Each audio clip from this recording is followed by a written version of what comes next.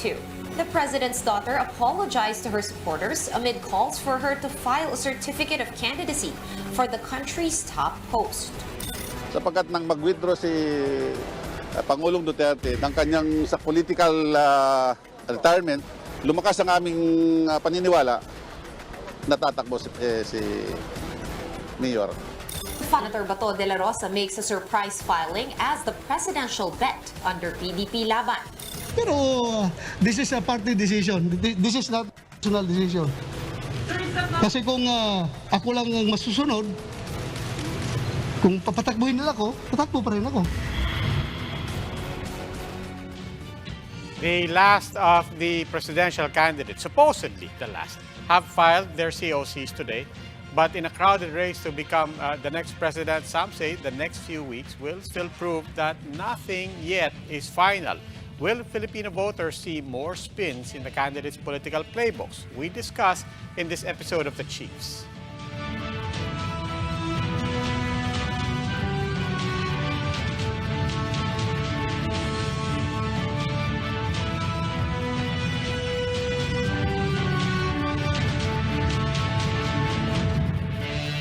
Welcome to The Chiefs. I'm Robbie Alampay. With us online, Ami Pamintuan of the Philippine Star. She's joining us from Manila. And with me here in studio in Mandaluyong, Ed Lingao of One News. Chiefs, happy Friday. Happy weekend. Happy end of COC filing. Ano, Ami, anong headline bukas? Siyempre, everyone was surprised na biglang nag-file si General Bato de la Rosa. Although sabi niya matagal na daw nilang pinag-usapan yun. Ayaw lang daw nilang ng criticism early on.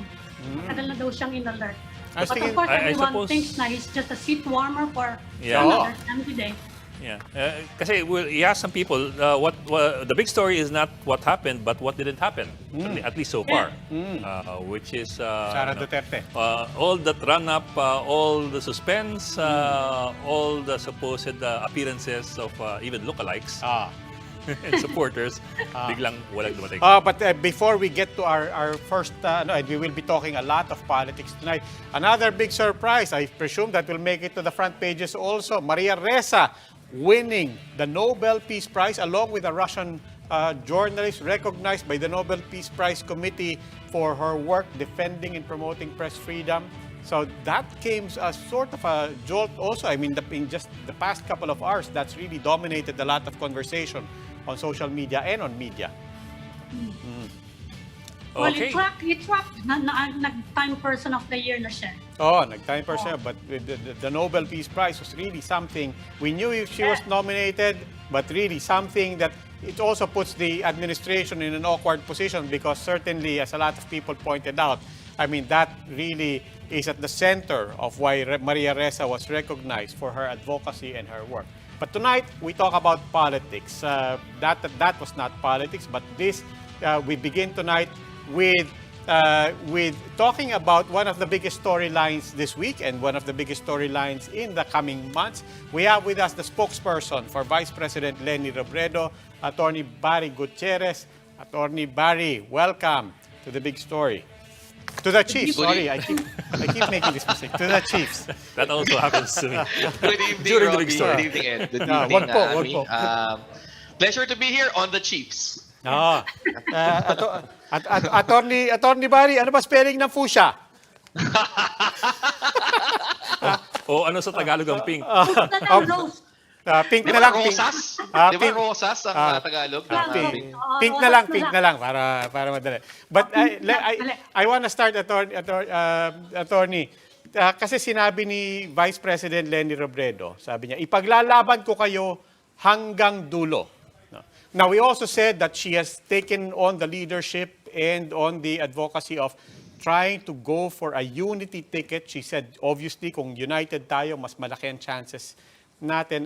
I want to ask, when she says, ipaglalaban ko kayo hanggang dulo, does that mean she is a presidential candidate until May 2022? Or hanggang dulo, ipaglalaban niya ang unity ticket, whatever it takes?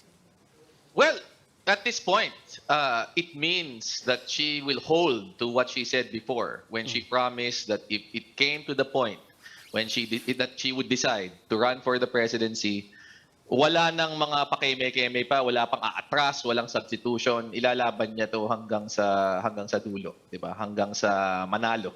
'Yun yung kanyang ibig sabihin doon. So, at this point, although it is clear that she exerted every effort to forge a unified coalition, a collaboration between the various other actors outside of the axis of the administration and its allies. Well, in the end, unfortunately, that did not pan out, and she made the decision to run for the presidency herself. Attorney, speaking of how we got to this point, kanina lang sinabi rin ni Vice President, sa totoo lang, just a few days ago, she was almost decided na hindi siya tatakbo for president. What changed in the last few days? Well, I don't think it's any one thing. It's really an accumulation of a lot of factors that she had to take into account. Kaya naman, she always used the word discernment. Diba? Discernment meaning she really had to weigh these different factors. She really had to look inside herself and see if she was ready for this, if it was clear to her that this would be the best step to take for the good of the country. And ultimately, I think she found it within herself that she needed to run. This was the right thing to do. This was the best thing she could do for what she believed in and for the vision she had for the Philippines itself. So you can't really point to one thing. Some people kasi gustong i-reduce to, and dahil eto lang o eto lang. But I think it was the totality of everything she had to weigh, and that includes the sentiments expressed by so many supporters. This includes yung kanyang own read of where we are right now and what we need as a country. Her own experience trying to do what she can in the midst of the COVID pandemic in the last 18 months. And of course, with the results of the conversation she had with the other people that she was attempting to forge a coalition with. So tingin ko the totality of that is really what led to the decision on Thursday. But do we take it to mean na completely sarado na ang tindahan, as in absolutely close ang tindahan? Kasi in 2016 up to the last minute, may mga chismis na back to negotiations, hoping to have a coalition of some sort before the elections para lang to run against President Duterte. Well, she addressed that earlier in the press conference she gave this morning with her now running mate, Senator Kiko Pangilinan, her vice presidential bet and partner for the coming campaign. And she said that, well, we're now focused on moving forward to the campaign and to the elections. We're focused on harnessing the tremendous outpouring of support and the energy and the excitement that greeted her announcement yesterday that she would be presenting herself as a candidate for the presidency. But that said, her door remains open. Kung merong lalapit at willing pa rin makipag-usap, then we'll cross that bridge when we get there. But for now, the focus is no longer habulin pa natin at makipag-usap pa tayo dito sa mga ibang kandidato. The focus is really how we can move forward with the campaign, how we can tap the energy of what she's now calling a people's campaign, moving into the rest of the year and into the campaign proper come next year. Balikan ko lang yung tanong ni Roby about what triggered that decision. No? Kasi I'm sure you know why that question is being asked. Dahil ang sabi nung mga, in the past week, sabi, she will run kung tatakbo si Bongbong Marcos at kung whatever position Bongbong Marcos will seek, yun ang pupuntahan niya. And in that case, the fight will be framed as a battle between good and evil. That was what Justice Antonio Carpio told us this week. Tama ba yun? Well, that's Justice Carpio's take. So I won't, I won't venture to try and speculate where he got that idea. But the Vice President has answered that question directly. It was not Bongbong Marcos, or at least it was not Bongbong Marcos alone. Insofar as she's concerned, naka-move on na siya dyan eh. Tinalo na niya yung 3 beses, di ba? Sa eleksyon, sa recount, at sa protest case, di ba? So, it's not that. And I think it was very clear from her speech yesterday kung ano yung kanyang biggest motivations in seeking the presidency. And they all have to do with where she thinks this country is right now and where she thinks it needs to go. it has everything to do with taking a stand against yung bulok na politika na makasarili that has led us to actually these dire straits we are in. Ang daming namatay, ang daming nagkakasakit, bagsak ang ekonomiya, ang daming naghihirap. And that's really what she has been actually focused on. Dati, iniisip niya, maybe if I just be quiet, diba, keep quiet, focus on trying to help. Yun yung ginagawa niya over the last 5.5 years with more intensity in the last 18 months. Sapat na yun. But I think the realization is mukhang hindi. Diba?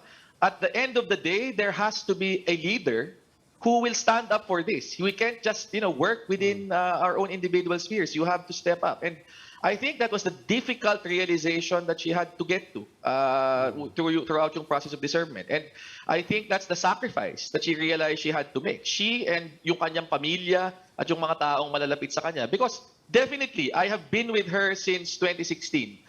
It has not been an easy 5.5 years. Diba? Talagang yung banat, yung paninira, yung kasinungalingan, despite all that, diba, she persisted. Ginawa niyang tahimik at mabuti yung kanyang trabaho. But then, hindi sapat eh. Ano kailangan gawin para sa bayan? Ito yun. And this is it. Attorney, speaking of banat, the other reason I led off on a question about the potential and option still for a unity ticket. In particular, I'll be specific, in particular with Isko Moreno, because earlier sa big story, I think it was mentioned that one of the factors was she became concerned about statements of Isko Moreno of giving the Marcoses and for that matter the Dutertes a chance in kung siya ang palarin sa next administration. At the same time, kanina may umpisa pa lang may pasaring kaagad si Isko Moreno. Medyo maanghang kaagad ang banat niya sa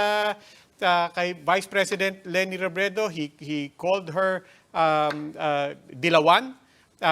He called her a fake leader with a fake color. And for somebody who was trying to position also as somebody who was supposedly a uniter, that was pretty quick and pretty early to draw a line, I would think. So, but given the sudden tenor there, can you still imagine? I mean, the Vice President is open about the fact that she has spoken with the Moreno camp as well as with the Pacquiao camp and so on. But given just this first few days, do you think that is still on the table? I cannot really speculate. But what similar to what I said earlier, insofar as the Vice President is concerned, insofar as her campaign is concerned, the focus is moving forward. It is no longer looking back at what was said, what could have happened. Tapos na yun eh, di ba? Pero, yun nga, kung gusto nila makipag-usap, bakit hindi? Pero, ang pagmumulan pa rin yan at iikot pa rin yan dun sa punto ng pwede ba tayong magkasundo batay sa prinsipyo, batay sa pananaw para sa ating bansa. Without that fundamental agreement, without addressing that basic commonality that you have to share, I think that yung kung ano magiging resulta ng anumang usap later on will be very similar to what we've already seen in the past weeks. So talagang the Vice President really went out of her way na makipag-usap. But as I said, hindi na yan yung usapan eh. That's no longer what's top of the agenda. Top of the agenda is already moving forward to the campaign, tapping the strength of yung outpouring of support na lumabas kahapon because really, wala kaming makinarya, wala kaming pera. And we will have to rely on the energy and the excitement of a people's campaign. So that's really been the focus. And honestly, you were talking about Mayor Isko kanina, saying all these things. Hindi ko napanood yan eh. Kasi we were so busy trying to talk to supporters, trying to build the necessary organization to move forward in this campaign. So, hindi na yun yung concern namin. He can... Kung salita lang naman, manghang man o hindi, sanay na kami dyan. Sige, We endured worse. Pero sir, let's just draw the line. Let's just draw the line. Kasi, like you said nga, we have to move forward and this is moving forward. With all the options on the table, and sabi nga ninyo, pag-uusapan kung merong bubukas sa pintuan later on na maaring pag-aralan, at this point, with the words that were dropped today, nasa lamesa pa ba yung posibilidad ng unity ticket o talagang wala na? At this point, nobody's talking about a unity ticket anymore. Di ba na sinasabi ko? Nakafocus na kami lahat on our own campaign. I'm sure they're also focused on their own campaigns. But, you know, it's what, 7 months till May. Madami pa pwedeng mangyari, di ba? So, ayoko naman na parang napaka-petty natin na dahil sa sinabing salita ni Mayor Isko Moreno ngayong hapon, hindi na kayo makikipag-usap sa kanya. Hindi naman tayo mga bata dito di ba? And as I've said, we've endured worse, di ba? Words are words, di ba? Parang definitely hindi maganda yon, but that reflects more on him than on us. And the honest truth of it is, hindi yan ang pinapansin namin ngayon. Nakafocus kami on doing our own thing, doing our own campaign, working with the people who have come out to support us. Because that's really what we need to do now. Kailangan naming habulin. Sila, they had, you know, months, maybe years to prepare. Tayo, kami, we have to focus on that. Tatanong ko nga yun, attorney, because he's running as an independent, what does it mean in terms of your campaign logistics? Kasi lalayo ba kayo nun sa LP? Ano yung dynamics nun? Tutulong ba LP or ano yun? Very clear yung sinabi ni VP Leni kanina. She remains chair of the Liberal Party. She's not resigning from the Liberal Party. And Senator Kiko Pangilinan expressed kanina that LP fully supports and endorses her bid for the presidency. But again, you know, anong resources ang aasahan namin sa LP? LP is a small party compared to what it was before. And any resources na aasahan namin, truly, kailangang manggaling dun sa lakas at sa volunteerism, di ba? At sa tiwala at suporta ng mga ordinaryong tao. VP Leni said as much, again, earlier today. And that's really what we're counting on. We're not going to be able to run a traditional campaign by any stretch of the imagination. This will not be a campaign based on the numbers, di ba? Yung nakagawian dati. This will have to be a campaign anchored on yung suporta and really the energy of ordinary Filipinos. And we're excited to do it.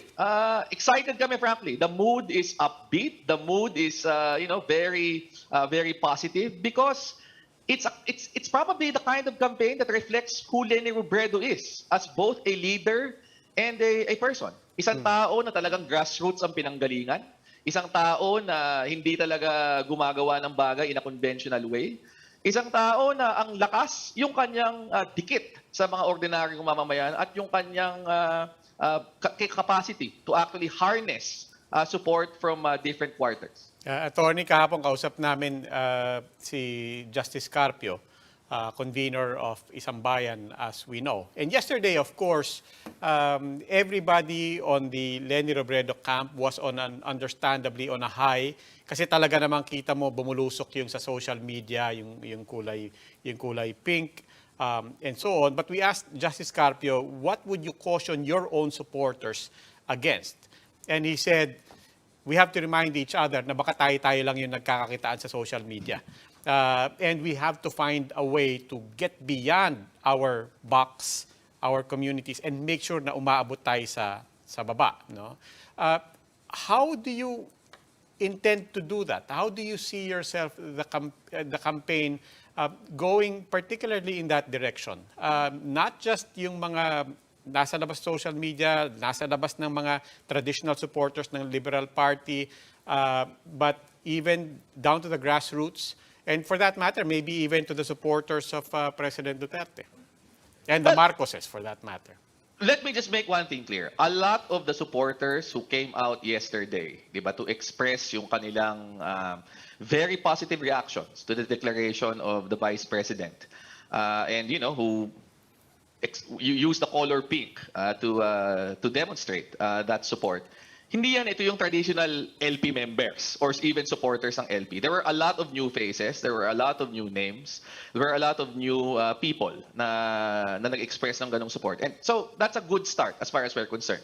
Agree ako kay Justice Carpio, it can't just be social media, di ba? Hindi pwedeng tayo-tayo lang in our own echo chambers, pag nag-tweet ka, yun na yun, di ba? Sinabi naman ni VP Leni din yan, di ba? We have to go out, di ba? We have to talk to people. It's going to be about conversations. It's going to be about spreading the message of support and hope and encouragement that she tried to capture in yung speech niya kahapon by word of mouth.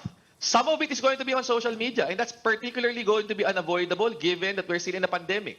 The COMELEC has not issued actually any clear guidelines on paano magiging itsura ng campaign na to. But I would imagine large gatherings, hindi mangyayari yan. Di ba? Yung traditional campaign, hindi mangyayari yan. So, social media will be a part of it. But the challenge is, aside from social media, how do you try and capture yung dating ground na ginagawa?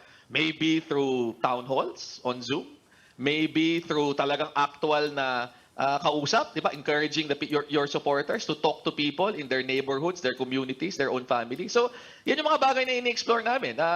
Definitely, wala pang saradong plano. You have to forgive us. It's been a day since she declared, di ba? So, a lot of this is still a work in progress, and we're trying to be as inclusive and consultative as possible. Ang daming mga tao may mga ideya, ang daming mga creatives with great ideas on what we do moving forward. And we appreciate that. Yun nga, doon namin nararamdaman yung excitement. It's not just yung social media, but yung mga nagre-reach out to say, I want to be part of the campaign. I have these ideas. Di ba? Willing ako, pamilya ko na sumuporta. Please tell us what to do. And that's a challenge for us right now. How do we harness that? How do we harness all this overflowing energy into something that can actually push us forward into a successful campaign? And frankly speaking, we are excited to be having this problem. We are excited to be able to be on the ground floor of something that might be new, completely new in Philippine politics. And I know that's no small thing. Well, today, as we said at the start of the show, the big news was the filing of Senator Bato de la Rosa, his candidacy for president. What can you say about this? Are you still expecting SARA Duterte sample to replace him, or anyway, someone else to replace him? We're honestly not fixated on it that much. They have their own plans. If they want to do a substitution later on, that's on them. If Senator Bato plans to push through with running for president all the way up to May, that's on him. Ano na to it's no longer a time to focus on what other people are doing. Diba? It is a time to focus on what we should be doing and how we can better relate and better draw in the people who support us dun sa kampanya. So, ayoko na mag-speculate kung ano pa yan. Di ba? Parang nakakita na natin yung mga drama nila before. Di ba? It's not as if it's a complete surprise na meron pang last-ditch effort to field a candidate who may or may not be substituted.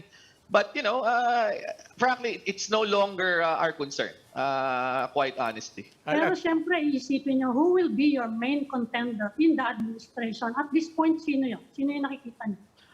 Too early to say, I would think. I think that that right now, the focus shouldn't really be on any single person.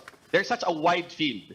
And we have just finished yung filing, and as you pointed out repeatedly, hanggang November 15, posible pang mag-substitution. So baka posible hindi pa ito yung final list of names. Yeah. So, ang hirapan sabihin, di ba? Wala pang nangyayari. Hindi pa tayo nag-start. We have just begun to finalize yung final list ng mga taong magiging actual contender. So it's very difficult to at this stage to say na si ganito magiging kalaban. Anybody who tells you na dapat na ito na talaga yan clearly, I think is talking with incomplete information. So focus is on the campaign itself, on your candidate, on your strengths, and move forward. Later on, it will be much clearer.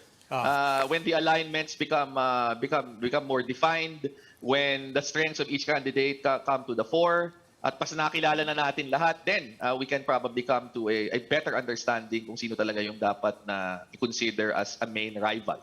Attorney Gutierrez is spokesperson for Vice President Leni Robredo, but if you don't mind, I'd like to ask about the Senate race. I mean, just one observation. Parang manipis yung field ngayon. Di ba? Parang it's like, under you, it's like what, 6? Under the administration, it's only about half a dozen. Of course, may mga guest candidates and so on. But even if you throw, we're used to, 3-4 parties fielding, 12 candidates and so on. parang manipis ngayon yung ano. What does that mean? I mean, or am I wrong? Na parang kaunti yung kandidato ngayon. What does that mean also for the prospects of your own candidates?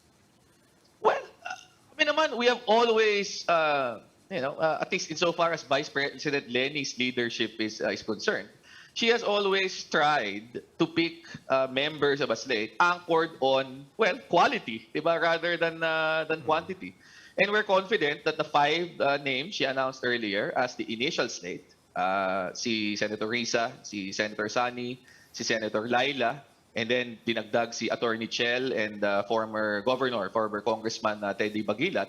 In terms of quality, in terms of qualifications, I think that's a pretty solid slate. But moving forward, madadagdagan pa yan. She promised that by next week, probably middle or late next week, there will be more names announced. So it's not we're not too bothered about that. Now, if you're asking in general, what does that mean for the For Senate everyone, kasi as, lahat kaunti yung kandidato I don't know. Maybe is it a function of the fact that in recent years, talagang sa Senate, talagang popularity na lang. So a lot of people who feel na malayo naman ako dun sa Magic 12, hindi na ako tutuloy, di ba? Kasi mahirap nang umabol dyan. And maybe it's also a function of how expensive it's become to actually mount a national campaign, particularly for the Senate, where you're competing with 20, 30, 40 other people, di ba? And trying to get your name most recognizable in such a crowded field. So that might discourage some people who ordinarily feel themselves as candidates. But So, shouldn't it be cheaper now without a ground campaign because of the pandemic? Di ba? Parang that limits that does limit the spending on the ground. it limits the spending on the ground, but it makes spending for social media and traditional media even more crucial. And those things are not cheap. Alam naman nyo yan, di ba? It's Yes, sir. it's Pero probably may spending going, limits it can lead to be more expensive. I haven't looked at the figures, so I Yes, wouldn't sir. know. I hesitate to actually make sweeping conclusions on this, but I don't think that necessarily it will mean that it will be cheaper, given that you will still have to spend for ads.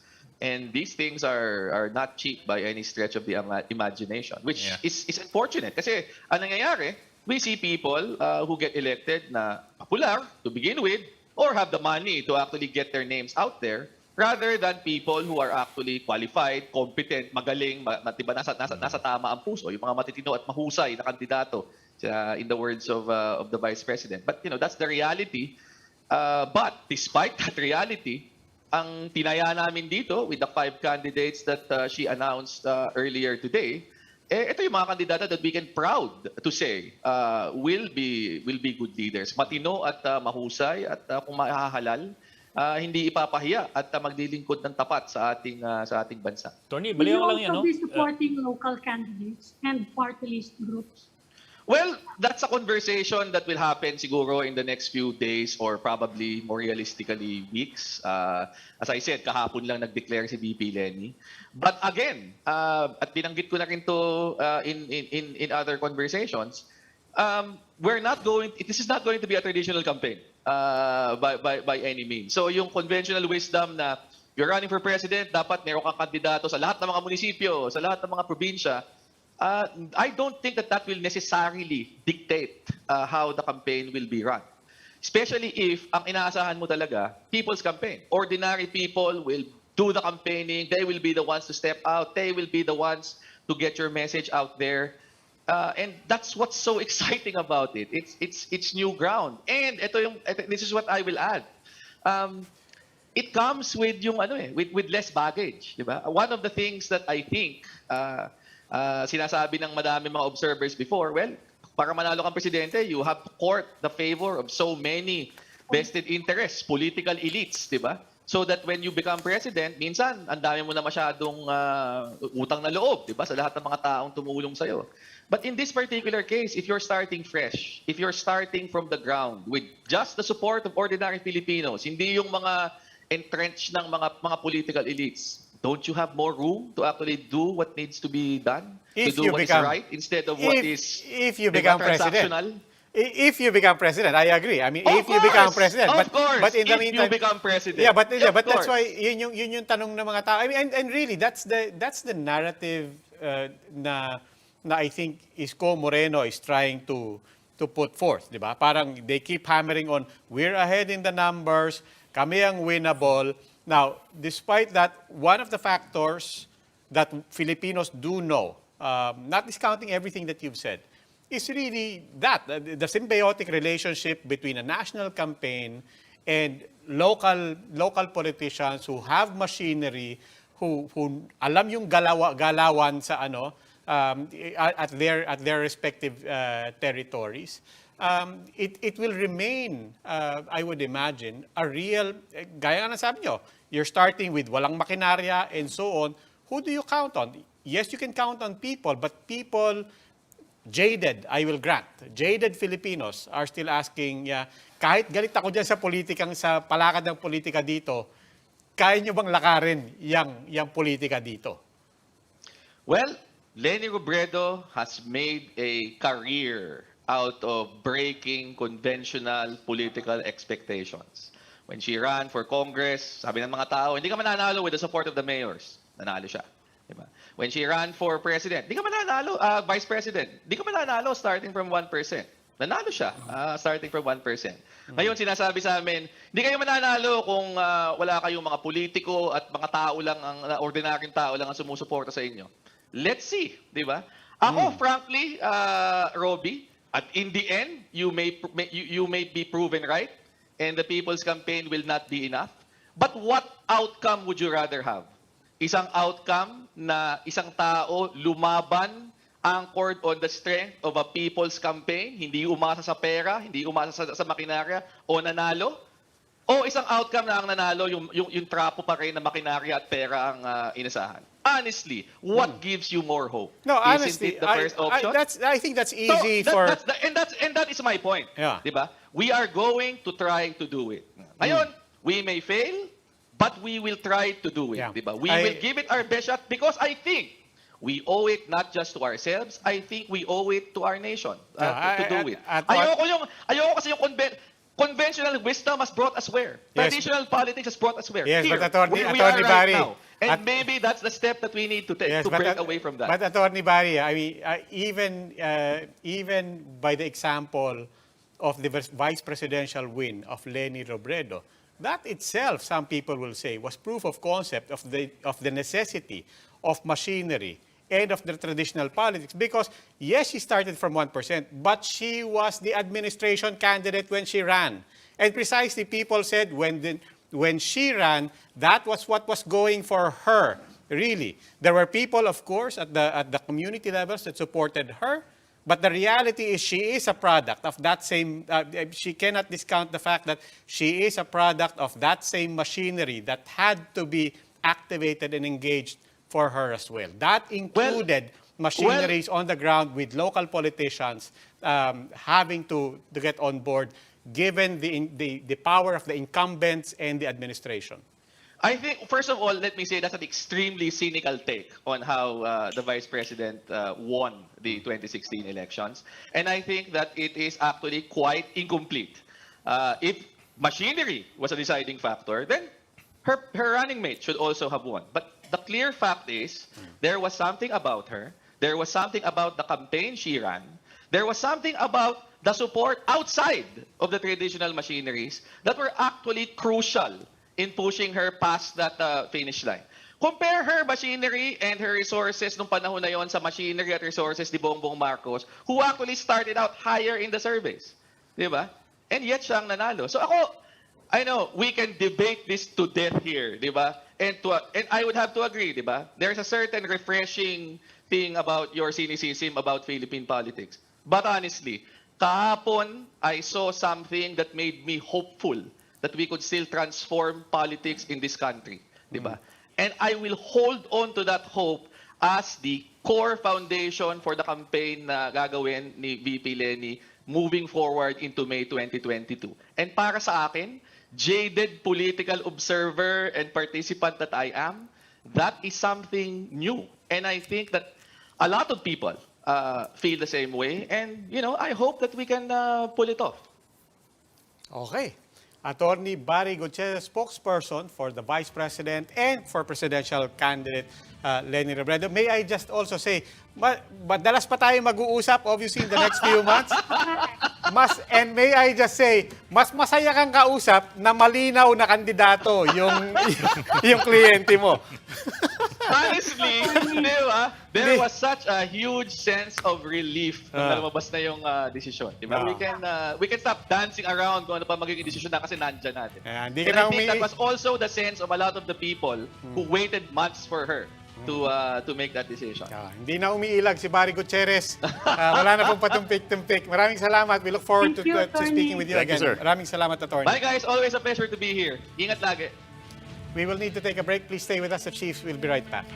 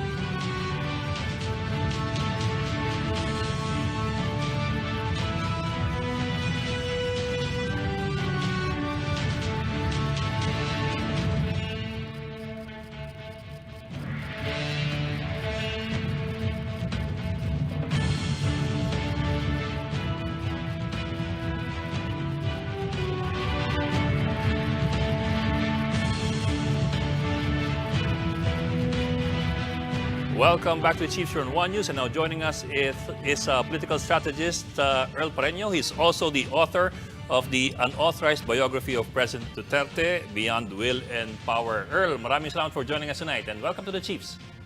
Hi, good Yeah, evening. good evening. Yeah, good Good evening. evening sa lahat. Yeah, good evening. Well, yun nga, si Sara Duterte hindi nag-file despite all the projections and predictions of so many political scientists that we had talked to in the last 2 weeks. What do you Yes. see here? May nakikita ka ba ditong nalulutong iba? Actually, indication lang gaano kagulo at hindi ma-unite ang family regarding ano ba yung kailangang steps na gagawin nila para, one, manatili sila sa posisyon sa national at the same time mandidepensahan nila ang Davao City as their turf, no? Actually, yun naman talaga yung meat ng gulo nila sa loob ng pamilya. Dahil gusto ni Sara, kung tatakbo siyang presidente, si Digong, tatay niya, ay dapat tumakbong mayor. Kasi kung si kung si Pulong lang o si Baste, may tulog sila, ika nga, no? Malakas ang opposition ngayong opposition against the Duterte family sa Davao. Lahat ay parang may kalaban si Pulong na malakas, may kalaban si Sara for mayor na malakas, that's Bendy Guzman, and even the vice mayor, no? So paano kung matatalo sila tapos 50 ganon sila, mawiweekend sila sa Davao, and yet hindi sila siguradong mananalo sa presidential elections. So, yun actually ang mahirap na decision na kinakaharap ngayon ng pamilya. Earl, Kaya are you they saying need more time. Are you saying it's not really a political strategy? It's actually the lack of a unified strategy? Ganun ba? Yeah, yes, I think so. Kumita na yung yung parang what's the use na parang kung sa sa linggo pa ng street, patriling-triling ka sa Bisaya, no? Yung you make people thrilled, no? Doon sa wala na dahil hindi na nila kailangan yung awareness rating. In fact, si SARA, it's more than 100% nakakakilala sa kanya, aware sa kanya na tatakbo siya. So, wala na. Hindi na kailangan ng ganyang strategy. And yet, nandyan sila sa decision point na tatakbo ba si SARA or sino sa presidency at sinong magde-defend sa turf nila. Earl, kanina kausap natin si Barry Gutierrez. We were precisely talking about the importance of understanding and using and exploiting local politics and local connections as well. Na-fascinate lang ako dun sa insight mo na the reminder that, it's not just one political clan in every province or every city or every region in the Philippines. Could you give us the lay of the land and what does that mean for presidential candidates? Because people assumed, Sara Duterte, hawak niya na ang Mindanao, hawak niya na ang Davao. But given your insight na, may tulog ang mga anak ni Presidente sa Davao mismo, what might that mean for national candidates looking to court the Davao and Mindanao votes? It's not just Davao and Mindanao votes. Sa lahat naman ng mga probinsya, may competing clans dyan, may political clans dyan. At hindi yan kaya i-absorb ng isang administration party, no, or candidate. Kaya maski saan man, hindi nawawalan ang opposition candidates or non-administration candidates, not one-sidedly opposition or talagang truly opposition, ay hindi nawawalan yon ng local candidates at hindi dapat mawalan ng local candidates. Although, hindi mo rin dapat ilagay lahat ng tiwala mo doon sa local candidates. Kaya isang wise presidential candidate should have his or her own organization parallel doon sa organization ng mga so-called political allies niya. Dahil at the end of the day, kaya mag-betray yun eh. Dahil all politics is local. Yun yung pinaka-common na naobserbahan natin sa Pilipinas. Ang local candidate, sasabihin niya na bahala na kayo sa national candidates nyo, basta siguraduhin nyo na ang ako at lahat ng mga kasama ko ay iboboto ninyo. Ganon yung instructions. Sa tingin ko nga, sa experiences ko sa mahabang panahon, naririnig ko madalas yan. And in fact, may mga away-away sa local candidates, pero isa lang ang sinusuportahang presidential candidate. No? So, yun yung ini-exploit dapat ng national candidates. Yung pag-win over ng local candidates para sa boto na hindi lang necessarily isa lang yung kakampihan niya sa isang local setting, isang mayor lang. Dahil pwede naman 2 o 3 mayors mag-aaway-aaway yan sa isang municipality pero bumoto pa rin sa kanya yan. Di ba? So magkakaroon bukas na mangampanya itong national candidate, itong presidential candidate doon sa followers ng 3 mayors na yan, for instance. Pero just the same, kailangan pa rin ang isang presidential candidate na magbuo ng sariling organization na talagang siya lang yung ikakampanya para hindi mawawala sa kanya kung i-betray man siya ng mga local candidates na naging aliado niya, ay hindi mawawala ang boto niya. Hindi siya mazizero sa lugar na yun. Kaya yan ang paglalatag ng isang organization na talagang solely, ito yung practical sa isang party organization. Dahil yan ang political party ay nagkakampaign yan for the national candidate, not the local candidates alone. No? So pangdagdag na lang yung kampanya ng mga local candidates. Dapat may sariling campaign talaga ang mga national candidates. Diyan kaya nagmamahal ang elections actually dahil sa paglatag ng organizations na yan. Earl, you're not the first person to tell us na humihina yung mga Duterte sa Davao. That's interesting, no? Usually, kung sino yung presidente, inaalagaan yung kanyang home turf, di ba? Can you tell us more about it? Bakit ganon? Meron na nga daw mga internal surveys saying na delikado nga daw ang lagay ng Duterte in Davao City mismo. Yes. Anong mga factors behind? One, ang performance ni SARA lalo na doon sa pag-manage ng pandemic. In fact, ang issue sa pandemic, kaakibat na issue sa ayuda ay maraming nadidisgruntled ng mga Davaoeños, no? Paano hinandle ng city government. Pangalawa, of course, apektado sila doon sa investigations, napapabalitang corruption sa loob ng gobyerno. At mas heartbreaking na issue dahil hindi lang ito ordinaryong pera. Pera ito sana para ma-resolba ang pandemic. So, ang national news, ang national events, ay dahil presidente nga ang Duterte, ay nakaka-epekto ito doon sa local.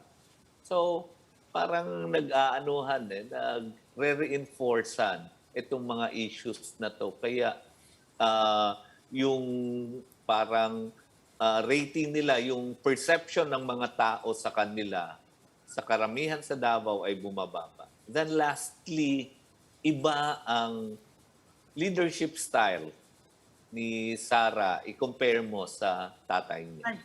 No? Ang tatay niya kasi talagang marunong yun marunong magyakap-yakap, yung kung sa Bisaya pa bugoy yun no? Kaya niya i-win over even yung mga pinaka-ordinaryong tao dahil sa mga pagkilos niya. Ang mga anak kasi, iba ang experience, iba ang kinalakihan ng mga anak at hindi na sila ganon humarap sa tao na talagang mafe-feel mo. Sa Davao kasi very warm sa mga barangay captain, for instance. Very warm yan si Digong nung mayor pa siya. May instructions yan sa office niya na lahat ng barangay captain na papasok sa mayor's office kailangan bigyan ng atensyon kaagad. Tapos ordinary people, madali pumasok. Madali makipag-usap sa kanya. Ang naririnig ko ngayon ay hindi na ganon. Madali pumasok. Earl, what does this all mean for Bongbong Marcos? But for the longest time, yun ang speculation na, and hanggang ngayon, yun ang speculation na pagdating ng November 15, magkakaroon ng mga movements and so on. But if you follow the speculation also now opened up with Bato filing under PDP Laban, then you would think that that's a path towards, it's a collision course. Magbabanggaan sa taas si Bongbong at saka Sara, even if you were to follow that theory. Everything that you've mentioned, where do you see it going with regards to the presidential race? Sa tingin ko, ayaw.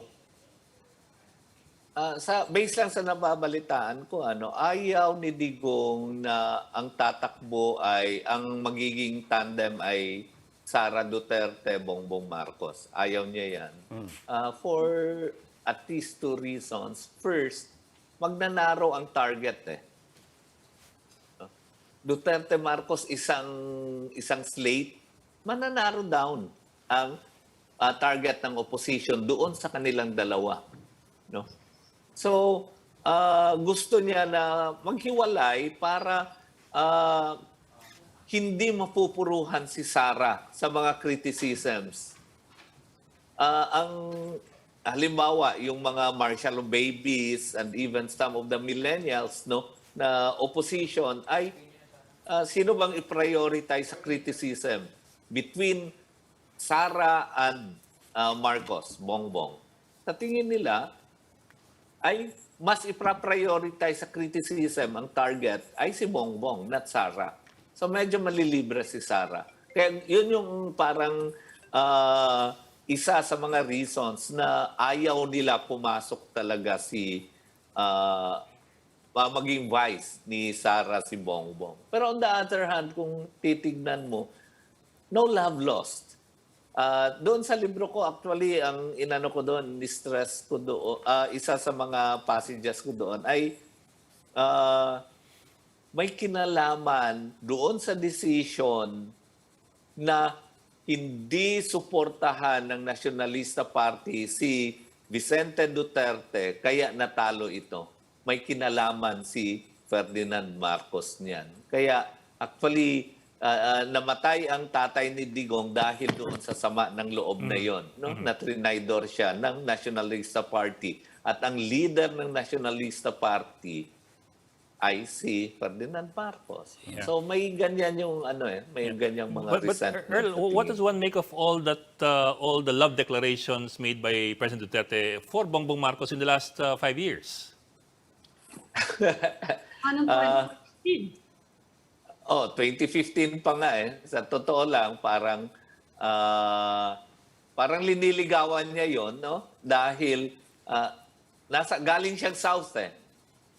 So, ang north at saka solid north pa talaga yung solid north noong panahon na yon ay mahalaga sa boto niya yon. Kaya elections naman, politics naman is always an addition yun eh. So, win over niya yon. Tapos, of course, mga bola-bola niya na lang yung parang ang laki ng tulong mo ng mga Marcos sa elections ko. Pagkakaalam ko, walang binigay na significant amount of money si Amy sa kanila. No? Maski tanungin mo yung tanungin mo yung nagtrabaho, yung core ng campaign na yon, hindi significant amount ang binigay ng mga Marcos sa kanila. And yet, publicly, sasabihin ni Digong na... Yeah, sinabi niya. Yeah. Oo, na And that's malaki. why nga daw, yun nga daw ang dahilan kung bakit pinayagan na ilibing si Marcos sa Hero Cemetery. And there were a lot of, I don't think there were just rumors na actually ang kinakampanya niya for VP was not his running mate, who was Alan Peter Cayetano, but si Bongbong. Yeah, nung na-interview ko siya nung 2015, talagang ang gusto niya sana Si Bongbong. si Bongbong. Malinaw yun. Pero yun real politics yun eh. Hindi yun usapin ng naniniwala siya kay Marcos. It's because galing siyang south, kailangan niya somebody katandem from the north. No? Pero masugid naman liligaw itong si Peter Alan Cayetano. Kaya sabi niya, hindi na siya makahindi. Nahihiya na siya. Pero may mga close na kaibigan si Duterte na galing Ilocos. One is Soljan Calida, no? Na naglabi talaga sa kanya. Hindi niya napagbigyan ito. Hindi actually napagbigyan ito si Bongbong ng mga schedules. Kaya ang ginawa na lang nila, again, nandoon yun sa book, nag-set, nung pauwi na siya from Hong Kong, dahil actually na-finalize yung tandem ng Duterte at ng Cayetano sa Hong Kong, pag-uwi niya, pauwi siya ng Davao, kinunan si Marcos, si Bongbong ng ticket para magkasabay sila sa plane ni Digong at nagkausap sila sa plane. Yun yung instance lang na yun, nagkausap sila. Pero may deal na with Cayetano, kaya hindi na natuloy yung... although pumayag si Digong na magkaroon ng aldab, lalo na doon sa Davao. So, it's Duterte Bongbong tandem yung aldab niya. Alyansang Duterte Bongbong, no. So mga Ilocanos ng Mindanao yung nag-carry niyan. Well, may lumulutang nga yung senaryo dahil binanggit mo na nga na medyo mahina yata si SARA. May lumulutang ngayon na baka tumakbong mayor si President Duterte if he can convince his daughter to run for president. Is that plausible? Yeah. Sa tingin ko, yung mga events ngayon, hindi pa rin nila binibitawan yung senaryo na si SARA pa rin. Posibleng mapapayag sila. In fact, kagabi, narinig ko, hindi ko ma-confirm ito, na may binigay na raw na SPA si Digong para i-file yung COC niya for mayor. No? Yes.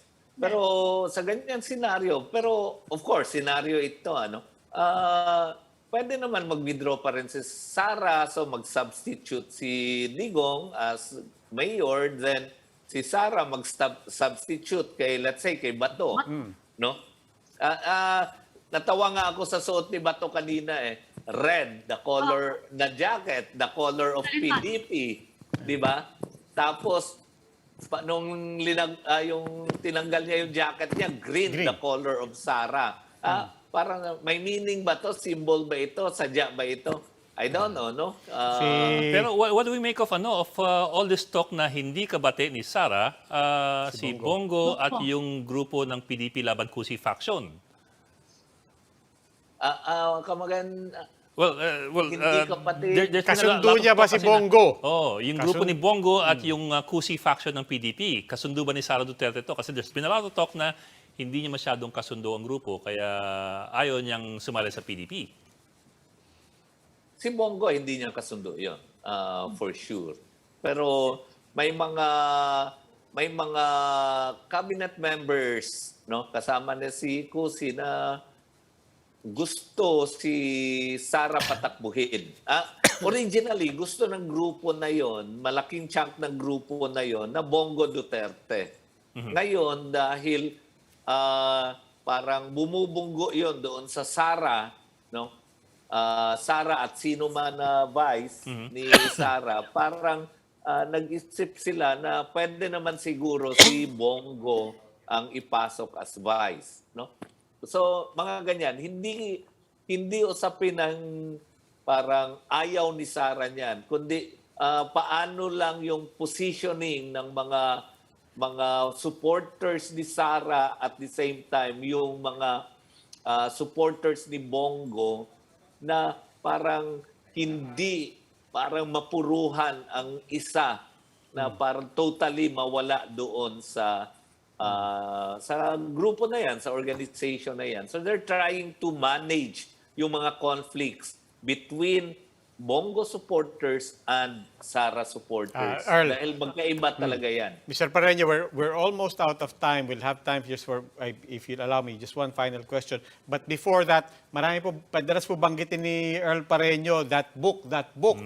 He is the author of Beyond Will and Power, a biography of President Rodrigo Roa Duterte, really one of the most exhaustively researched biographies of Mr. Duterte. So, diyan po pinanggagalingan, kaya ayaw namin bitawan, kaya dami naming tanong. If you don't mind, I'll leave you with this one final question. Given all of this, not analysis, but yung basa mo, sa pagkakilala mo, yung basa mo kay President Duterte on a personal level, when he says, I would rather retire and I would rather now leave it to my kids, anong basa mo sa sentimentong yun? Matagal na niyang sinasabi yan eh. I will retire, I will retire, I will retire. Maski nung mayor pa siya, siguro 2-3 beses niya sinabi yun, no? Pagkatapos ng first 9 years niya, sinabi niya hindi na ako papasok sa politika, magre-retire na ako. Then he decided na tumakbong Congress. Pagbalik sa Congress, sabi niya, hindi na ako, nung nag 3 years na siya sa Congress, sabi niya, hindi na ako. So huwag tayo maniwala, yun ang sinasabi mo. Precisely. Huwag na tayong maniwala sa ano mang sasabihin niya. Diba? Okay. May laro palagi. So kailangan basahin mo beyond what is really talking. No? Beyond his will and his power. Beyond his will and power. Okay. Anyway, Earl Parreño po ulit, a political analyst, obviously, but he's also the author of Beyond Will and Power, a biography of President Rodrigo Roa Duterte. Earl, always a pleasure. Earl. Maraming salamat. Thank you. Maraming salamat. Ingat. Yeah. And that's all for this edition of The Cheese. We hope what was discussed here will keep the conversation going. Before we go, a reminder to our viewers, mask on, wash hands, stay safe, Philippines. I'm Robbie Alampay. I'm Ami Paminton of the Philippine Star. I'm Ed Lingao, and we are One News.